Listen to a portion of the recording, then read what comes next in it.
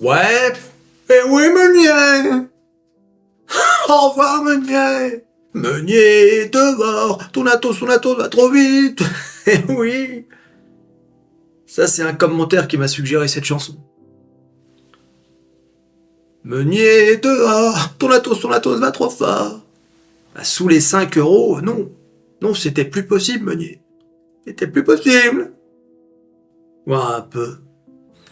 Le nombre de PDG qui agissent comme ça, tu sais. Bon, lui, c'était le président du conseil d'administration. Mais le nombre de dirigeants qui finissent par démissionner une fois que c'est trop tard, c'est affolant. Et je vous assure, hein, c'est pas la première fois qu'on assiste à ce genre de choses. Les mecs, ils sont tellement accrochés à leur poste que finalement, c'est pas grave. Eux, ils ont déjà ramassé l'oseille, d'accord?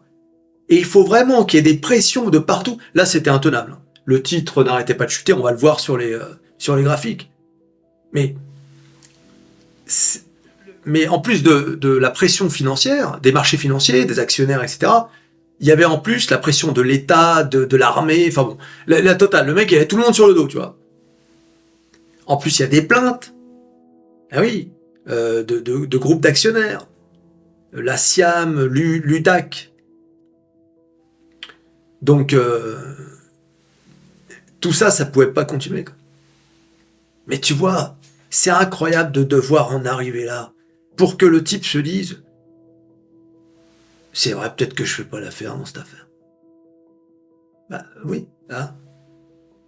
Le mec, il est à Athos. Regardez ma vidéo sur Athos, la précédente.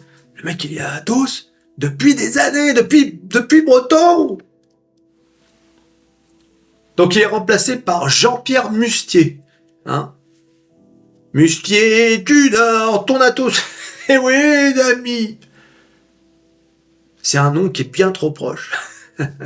Bon, on va pas le juger sur son nom, on va attendre. Mais j'ai l'impression que vraiment, il y a eu beaucoup de mal qui a été fait à Athos. Donc, du coup, ça c'est la première chose. Et la deuxième, c'est qu'ils ont décidé de repousser la session de Tech Foundation à plus tard, donc en 2024. Alors à noter qu'au moment où je vous parle, Athos est à plus 4%. Et alors, regardez les graphiques. Regardez la journée d'Athos. D'accord? On est en timeline 5 minutes. On a commencé avec un gap de presque 20%. On est monté même jusqu'à 22%. Et bing, la chute. Regardez le volume. Hein, et bing, regardez-moi ça. On est même rentré en négatif. On était en négatif quasiment pendant toute la journée. Et là, maintenant, en fin de séance, là, au moment où je tourne, il est environ 16h30. Et bien, en fin de séance, on est donc en positif. Bien évidemment, ce titre étant très spéculatif, il est manipulé jusqu'à l'os. D'accord? Faut bien comprendre. C'est comme Orpea, c'est comme tous ces titres qui s'écroulent. C'est le bonheur des traders. Voilà, donc on va voir un peu en détail ce qui s'est passé. Le conseil d'administration a approuvé la nomination de Jean-Pierre Mustier en tant que président non exécutif. Parallèlement à cette annonce, le groupe informatique a fait un point d'étape sur la cession envisagée de Tech Foundation au groupe de Daniel Kretinsky, le groupe EPEI. Il précise que l'Assemblée générale des actionnaires et la réalisation de l'opération globale sont désormais attendus pour le début du deuxième trimestre 2024. Je rappelle que Athos a soumis à l'accord des actionnaires toute cession, etc.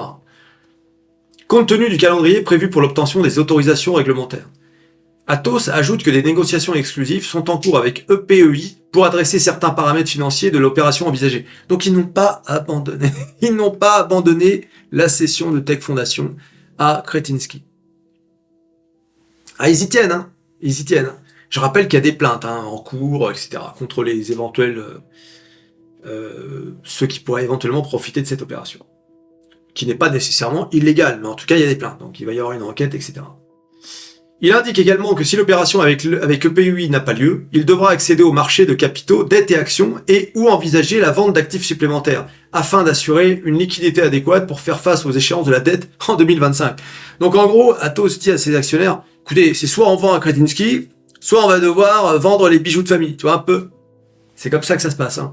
Là, c'est une sorte de façon de dire au marché, Voilà, à cause de vous, regardez, tu vois un peu. Bientôt, ils vont engueuler les actionnaires d'avoir posé les questions. On peut savoir ce qui se passe précisément là, parce qu'on n'est pas, on n'est pas très sûr. On peut voir les comptes? Non? Bon. Eh oui, les amis! En disant, eh oui, les amis, là, j'ai eu une douleur, là. Il n'y a pas ce qui s'est passé, là, une douleur au niveau de la mâchoire, là, la jonction, tu sais. Ah, tiens, qu'est-ce qu'ici? Ça m'a fait une douleur, hein, très bizarre. Je sens que c'est le début de la fin. Puis ça se trouve, je verrai jamais les Microsoft à 500$ comme je l'ai dit dans ma vidéo d'hier, c'est d'avant-hier. Jean-Pierre Mustier est administrateur indépendant du conseil d'administration du groupe depuis mai 2023. Il a notamment été précédemment directeur général de la banque italienne Unicredit, un banquier. Voilà, un banquier. Donc un banquier pour diriger une entreprise de cloud, de supercalculateurs et voilà. Moi j'ai proposé mon boulanger là, au levain que ça s'appelle, mais ils ont pas accepté. Ouais. Donc ils ont préféré prendre un banquier. C'est bien. Ce changement de président intervient alors que les projets de scission du groupe et de cession de ses activités historiques d'infogérance à Daniel Kretinsky ont provoqué une levée de bouclier. Bon, je reviens sur la blague du banquier là.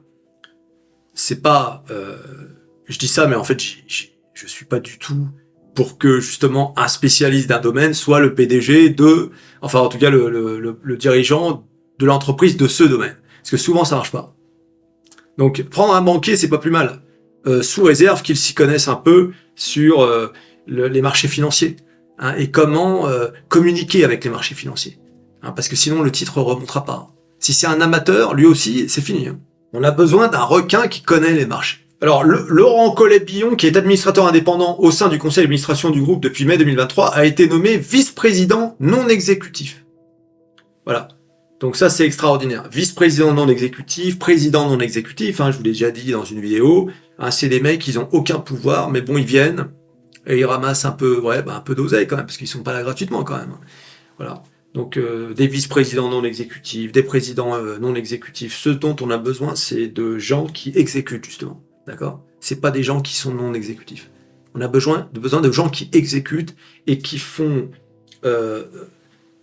enfin, qui prennent des décisions qui exploitent le savoir d'Atos dans le cloud, dans les supercalculateurs, etc. C'est quand même incroyable qu'on est en train de vivre une révolution technologique absolument extraordinaire dans l'intelligence artificielle et que l'entreprise française qui aurait pu participer à cette révolution est dans les choux.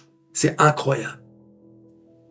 Si jamais il n'y a personne pour établir la situation, encore une fois, on va se souvenir de cet échec, une fois de plus, de la France dans des domaines qu'elle aurait pu totalement maîtriser. Voilà. C'est incroyable. Mais bon, c'est comme ça. Laurent Collet-Billon, ancien directeur général de la Direction générale de l'armement, il apporte une expérience, une expertise et une vision très précieuse, notamment dans les secteurs du numérique, de la défense et de la cybersécurité dans le cadre du plan stratégique du groupe précisé Atos. La DGA, donc ça veut dire l'État français. Hein, la DGA, c'est ceux qui décident de ce qu'il faut acheter comme armement, etc. Je vous rappelle qu'Atos, c'est lié aussi à l'armée parce que c'est grâce aux supercalculateurs qu'on calcule la simulation nucléaire, etc.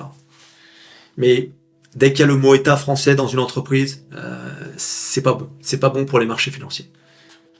Je rappelle qu'ici, il n'y a que ça qui nous intéresse. Et oui, mais...